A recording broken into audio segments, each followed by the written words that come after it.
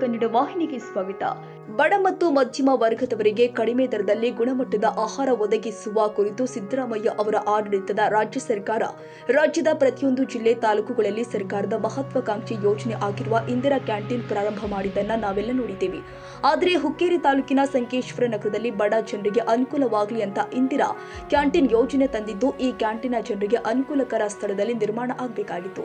ಆದರೆ ಇಲ್ಲಿ ಯಾವ ಪುಣ್ಯಾತ್ಮನ ಮಾತು ಕೇಳಿದ್ರೂ ಗೊತ್ತಿಲ್ಲ. ಆದರೆ ಇಂದಿರಾ ಕ್ಯಾಂಟೀನ್ ನಗರದ ವಸತಿ ಪ್ರದೇಶವಾಗಿರುವ ಹುಡಕೋ ಕಾಲೋನಿಯಲ್ಲಿ ನಿರ್ಮಾಣ ಮಾಡಲಾಗಿತ್ತು. ಆದರೆ ಜನರಿಗೆ ಬರೋದಕ್ಕೆ ಹೋಗೋದಕ್ಕೆ ಅನುಕೂಲವಾಗಲಿ ಎಂದು ಕಾಂಗ್ರೆಸ್ ಪಕ್ಷದ ಸದಸ್ಯರು ಮತ್ತು ಪದಾಧಿಕಾರಿಗಳು ಉಸ್ತುವಾರಿ ಸಚಿವರು ಆಗಿರುವಂತಹ ಸತೀಶ್ ಜಾರಕಿಹೊಳಿ ಅವರ ಗಮನಕ್ಕೆ ತಂದ ಬಳಿಕ ಸಚಿವರ ಆದೇಶದ ಮೇರೆಗೆ ಇಂದಿರಾ ಕ್ಯಾಂಟೀನ್ ಅನುಕೂಲಕರ ಜಾಗದಲ್ಲಿ ನಿರ್ಮಾಣವಾಗಿದ್ದು ಖುಷಿ ಪಡುವ ವಿಚಾರ ಅಂತ ಹೇಳಬಹುದಾಗಿದೆ. ಇನ್ನು ಕಾಂಗ್ರೆಸ್ ಪಕ್ಷದ ನಿಷ್ಠಾವಂತ ನಾಯಕರು ಆಗಿರುವಂತಹ ಮತ್ತು ಪುರಸಭೆ ಸದಸ್ಯರು ಆದ ಅವಿನಾಶ್ ನಲ್ವಡೆ, ಬ್ಲಾಕ್ ಕಾಂಗ್ರೆಸ್ ಅಧ್ಯಕ್ಷ ಸಂತೋಷ್ ಮೂಡಶಿ, ಮಹೇಶ್ ಹಟ್ಟಿಹೊಳಿ, ದಿಲೀಪ್ ಹೊಸ್ಮನಿ, ತಬರೇಜ್ ಹಜರತ್ಬಾಯಿ, ಡಾಕ್ಟರ್ ಜಯಪ್ರಕಾಶ್ ಕರಜಗಿ, ಪ್ರವೀಣ್ ನೇಸರಿ ಮತ್ತು ಕಾಂಗ್ರೆಸ್ ಕಾರ್ಯಕರ್ತರ ವಿಶೇಷ ಪ್ರಯತ್ನದಿಂದಾಗಿ ಇವತ್ತು ಹುಡುಕೋ ಕಾಲೋನಿಯಲ್ಲಿ ಇರುವ ವಸತಿ ಪ್ರದೇಶದಲ್ಲಿ ನಿರ್ಮಾಣವಾಗಿರುವ ಇಂದಿರಾ ಕ್ಯಾಂಟೀನ್ ನಗರದ ಪುರಸಭೆ ಪಕ್ಕದಲ್ಲಿ ಇರುವ ಲೋಕೋಪಯೋಗಿ ಇಲಾಖೆ ಜಾಗದಲ್ಲಿ ಸ್ಥಳಾಂತರ ಮಾಡಿದ್ದು, ಇನ್ನು 1 ತಿಂಗಳಲ್ಲಿ ಇಂದಿರಾ ಕ್ಯಾಂಟೀನ್ ಪ್ರಾರಂಭವಾಗುತ್ತೆ ಅಂತ ಪುರಸಭೆ ಸದಸ್ಯ ಅವಿನಾಶ್ ನಲ್ವಡೆ ಮಾಧ್ಯಮಗಳ ಮುಂದೆ ಹೇಳಿದ್ದಾರೆ. ಕರ್ನಾಟಕ ಸರ್ಕಾರದ ಮಹತ್ವಾಕಾಂಕ್ಷಿ ಯೋಜನೆಯಾದ ಇಂದಿರಾ ಕ್ಯಾಂಟೀನ್ ಇಡೀ ರಾಜ್ಯದಲ್ಲಿ ಸುದ್ದಿ ಮಾಡ್ತಾ ಇದೆ. ಬಡವರಿಗೆ ಹೊಟ್ಟೆ ತುಂಬಿ ಊಟ ಕನಿಷ್ಠ ದರದಲ್ಲಿ ಕೊಡೋದು ಯೋಜನೆ ಅಂದರೆ ಸ್ಟಾರ್ಟ್ ಮಾಡಿದವರು ನಮ್ಮ ಮುಖ್ಯಮಂತ್ರಿ ಆದ ಸಿದ್ದರಾಮಯ್ಯ ಸಾಹೇಬರು. ಅದೇ ಥರ ಸಂಕೇಶ್ವರ ಪುರಸಭೆ ವ್ಯಾಪ್ತಿಯಲ್ಲಿ ಈಗಾಗಲೇ ಕನ್ಸ್ಟ್ರಕ್ಷನ್ ಆಗ್ತಾಯಿದೆ. ತಾವು ನೋಡ್ದಂಗೆ ಕನ್ಸ್ಟ್ರಕ್ಷನ್ ನಡೀತಾ ಇದೆ. ಬರೋ 2 ತಿಂಗಳಲ್ಲಿ ಸ್ಟಾರ್ಟ್ ಆಗಬಹುದು. ಈಗಾಗಲೇ ಸಿವಿಲ್ ವರ್ಕ್ ಕಂಪ್ಲೀಟ್ ಆಗಿದೆ.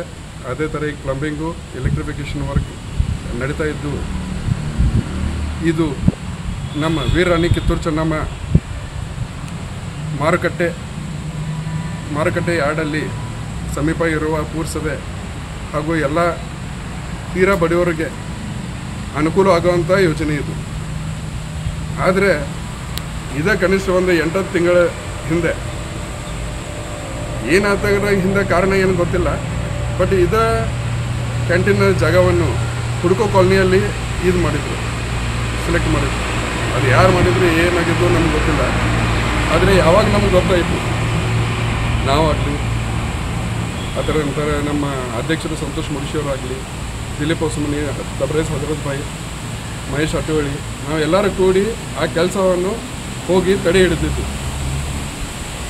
ಆ ತಡೆ ಹಿಡಿದಿದ್ದಕ್ಕೆ ಅಲ್ಲಿಂದ ಈ ಕಡೆ ಶಿಫ್ಟ್ ಮಾಡೋಕ್ಕೆ ನಾವೆಲ್ಲರೂ ಹೋಗಿ ಸನ್ಮಾನ್ಯ ಶ್ರೀ ಸತೀಶಣ್ಣ ಜಾರಕಿಹೊಳಿ ಡಿಸ್ಟ್ರಿಕ್ಟ್ ಮಿನಿಸ್ಟರ್ ಅವಾಗ ಹೋಗಿ ಇದ್ದ ಸುದ್ದಿ ಅವ್ರ ಕಿವಿ ಮೇಲೆ ಇಡೋಣ, ಅವ್ರು ತಕ್ಷಣ ಅಲ್ಲಿ ಅದ್ರ ಮೇಲೆ ಆ್ಯಕ್ಷನ್ ತಗೊಂಡು ಆ ಜಾಗವನ್ನು ಶಿಫ್ಟ್ ಮಾಡಿ ಅಂತ ಆದೇಶ ಮಾಡಿದ ನಂತರ ಈಗ ಈ ನಮ್ಮ PWD ಆಸ್ತಿಯಲ್ಲಿ ಇರುವ ಟ್ರೆಜರಿ ಬಾಜುದಲ್ಲಿ ಆ ಜಾಗದಲ್ಲಿ ಮಾಡೋದು ಫೈನಲ್ ಆಗಿತ್ತು. ಅದೇ ಥರ ಇಲ್ಲಿ ಕೆಲಸ ಈಗ ನಡೀತಾ ಇದೆ. ಯಾವ ಓಪನಿಂಗ್ ಆತಿ ಸರ್? ಬರೋ ಈಗ 1-1.5 ತಿಂಗಳಲ್ಲಿ ಈಗಾಗಲೇ ಈಗ ಸಿವಿಲ್ ವರ್ಕ್ ಅಂತೂ ಮುಗಿದಿದೆ. ಫ್ಲೋರಿಂಗು ಹಾಗೂ ಎಲೆಕ್ಟ್ರಿಫಿಕೇಷನು ಮತ್ತು ಪ್ಲಂಬಿಂಗ್ ವರ್ಕ್ ಸ್ಟಾರ್ಟ್ ಆಗ್ತಾ ಇದೆ.